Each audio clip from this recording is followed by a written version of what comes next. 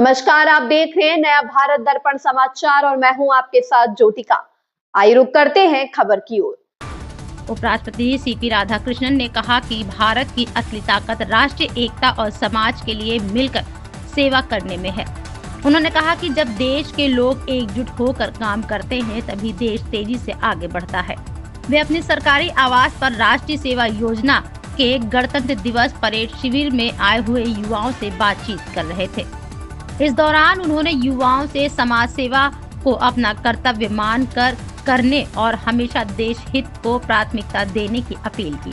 उपराष्ट्रपति ने कहा कि सरदार वल्लभ भाई पटेल जैसे महान नेताओं में हमें एकता और सेवा का रास्ता दिखाया है। आज भी उनके विचार देश की प्रगति के लिए उतने ही जरूरी हैं।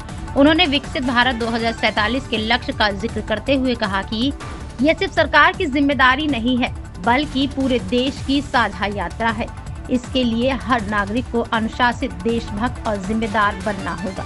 उपराष्ट्रपति ने भरोसा जताया कि आज के युवा अपनी प्रतिभा, सपनों और अंतर्राष्ट्रीय अनुभव के बल पर भारत को 2047 तक एक अग्रणी देश बना देंगे। उन्होंने यह भी कहा कि विकसित भारत सिर्फ आर्थिक तरक्की से नहीं बनता, इसके लिए समाज में आपसी भाईचारा, नैतिक मूल्यों की मजबूती और अच्छे संस्कार भी जरूरी हैं। ये भी चीजें एनएसएस जैसी संस्थाओं की गतिविधियों से मजबूत होती है। उपराष्ट्रपति ने एनएसएस के स्वयं सेवकों की तारीफ करते हुए कहा कि वे साक्षरता अभियान, पर्यावरण संरक्षण, स्वास्थ्य जागरूकता, सामुदायिक विकास, आपदा राहत और पुनर्वास जैसे कई महत्वपूर्ण क्षेत्रों में शानदार काम कर रहे।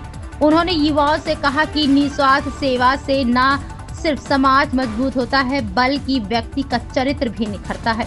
यही सच्चे राष्ट्र निर्माण की पहचान है। इस खबर में बस इतना ही। बने रहिए नया भारत दर्पण समाचार के साथ।